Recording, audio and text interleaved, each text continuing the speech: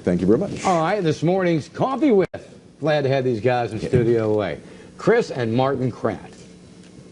Ladies and gentlemen, welcome to Coffee With. Welcome to Studio A, live and in person. Chris and Martin, huge round of applause. Yeah. Hey, Don, Marty, it's good to be here with you. This is Martin with the stove. Yeah.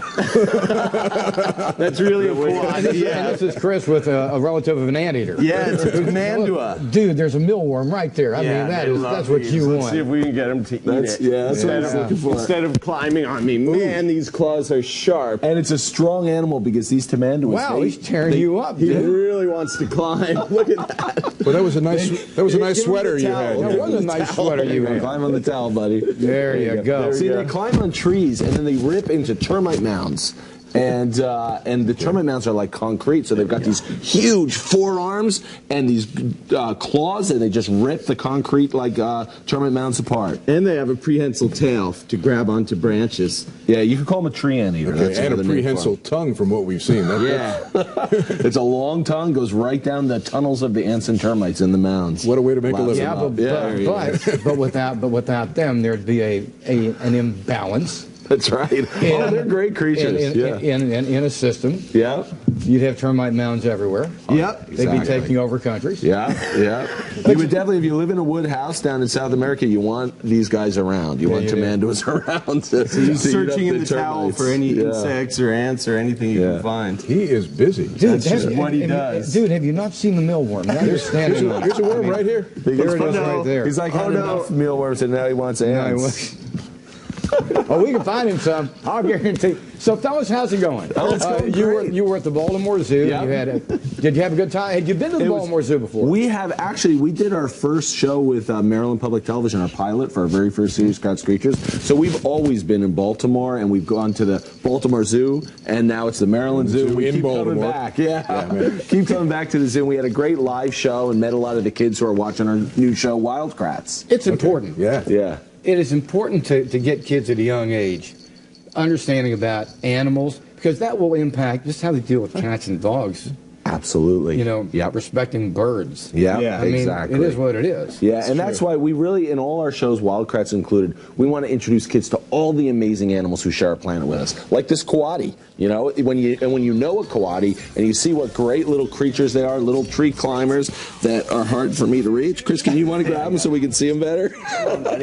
And you know, when you start understanding these animals, they're related to raccoons. They go around in groups of 15 to 20, and they're just an amazing animal. And if we know about the animals, we can do a lot to save them. And kids love animals. They want to know all about them. The other was an anteater. What does this eat? This will eat everything. It's pretty much an omnivore. You know? They dig up turtle eggs on the beaches. Kind of like me. Okay. Yeah. We're going to be doing. By the way, we're going to be doing a web extra with Kratt. So we'll invite you to join us online here in a couple of minutes. How's the show going? Great. It's a huge hit. You know, the ratings are great. Kids are watching it. We've done 20 episodes. 20 more are now airing. And really, the reason we went into animation was so that we could show all those animal behaviors we knew existed, but we couldn't film in the wild. So we start out in live action, then go into animation, and then back to live. Here's the transition. That is not a cheap thing, by the way. Animation's really expensive. It is. And kids are really responding to the creature power suits, too, because we have these creature power suits that give us the abilities of animals, and animals have such amazing abilities, like that tamandua over there with its claws and ability to climb trees. So, you know, that's something that kids love. Put your suit on. There's a couple millworms here that I mean, not to mention the banana over here. Anyway. Oh my God! Banana actually looks pretty good. Yeah, it really does. And the website, kids love getting on the website. They can make their avatar and collect their own creature powers by playing games, educational games. But it's a look. And don't get me wrong. I think Barney's great, and all the Disney videos are great. Look, we both have grown kids now, but every once in a while, something real is not a bad thing. Yeah. You know, as Barney would say. Oh, look, you sit there and watch. You know, after 2,000 or 3,000 times, if you don't pick up the voice, and Well, that's another thing about our shows. We wanted to make a show that kids and parents could watch together. That was fun, and that's Zaboomafoo was like that, and Wild Kratts is like that too. Nothing better than going to the zoo with your child. Yeah. Spent years. Years over the kids. Hey, listen, we got to roll. Sharon Jabal's got WJZ-TV traffic control. We got first warning weather and more. Kratts, thanks so much for coming in. Join us on. Thanks, Marty. Well, it's All right, welcome to WJZ.com. Got the Kratts in town. How are you? We're doing great. Good to see you. Good to see you. In case you don't know them, stars of their own PBS show.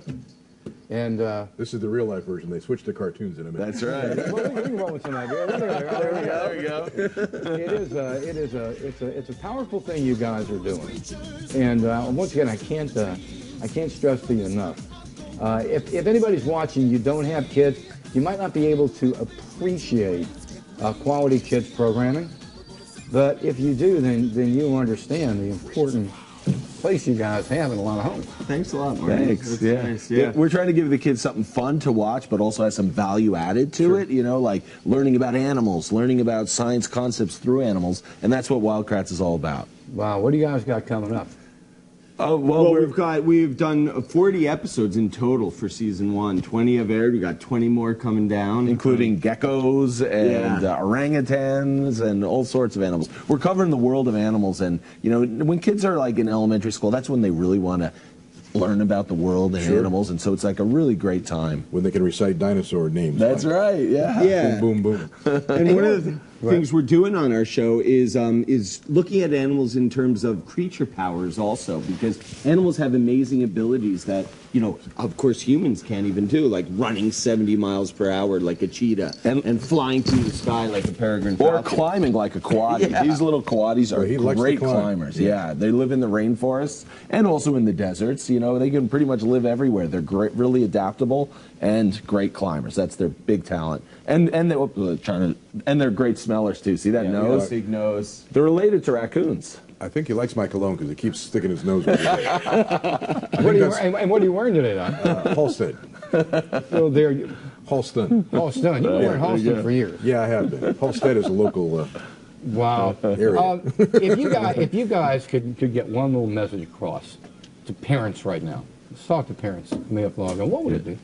I would say go explore with your kids. Get out there, you know, to the museums, the zoos, like the Maryland Zoo, out in the woods, and because there's so much, like being out in nature and exploring the world of animals, it's a great way for families to get together and for kids to learn things.